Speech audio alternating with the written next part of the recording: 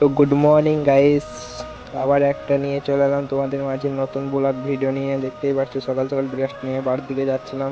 বাইরে এসে দেখছি আমাদের জেনারেটরগুলো সব শরীর খারাপ হয়ে গেছে, ওই জন্য এসছে আমাদের ডাক্তার। দেখতেই পাচ্ছ বসে আছে আমাদের ডাক্তার, সব সুবিধা করছে জেনারেটরগুলো। তো এই কদিন ভিডিও করতে পারিনি, দেখতেই পাচ্ছ এই কদিন কাজে ব্যস্ত ছিলাম, সব নাগরদোলাগুলো রং করছিলাম, ওই জন্য ভিডিও নিয়ে আসতে পারিনি। এবার ডেলি তোমাদের জন্য ভিডিও নিয়ে আসবো নতুন নতুন।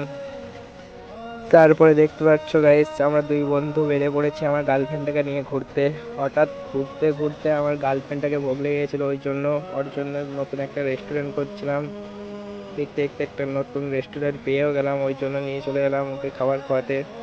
দেখতে পাচ্ছ আমার গার্লফ্রেন্ডকে খাবার খেয়ে দিলাম, তারপরে আমরা দুজন মিলে আবার বেরিয়ে গেলাম ঘুরতে।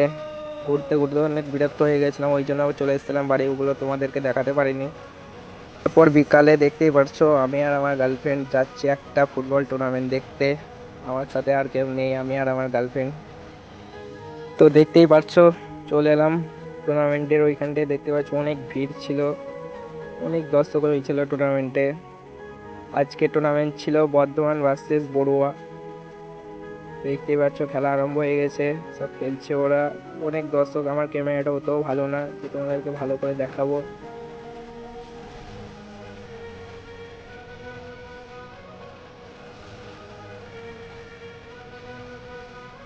তো ফাইনালি দেখতেই পারছো আমাদের বর্ধমান জেলা বড়ুয়াকে হারিয়ে ফেলেছে 4-1 গোলে। ওই জন্য দেখতেই পাচ্ছ সব চলে যাচ্ছে আস্তে আস্তে, চলো আমরা চলে যাই।